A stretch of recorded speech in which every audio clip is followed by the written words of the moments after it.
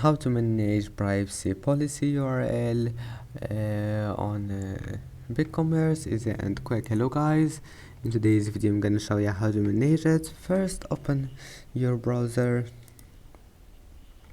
Now once you're here, go to settings and then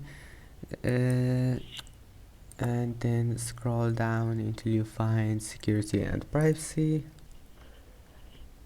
and now scroll down, and here we'll find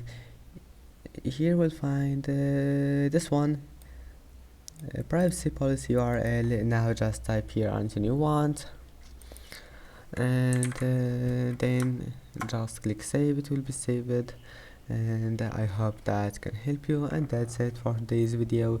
If you like this video, please don't forget to like and don't forget to subscribe, and thank you for watching this video until the end, and see you in the next video.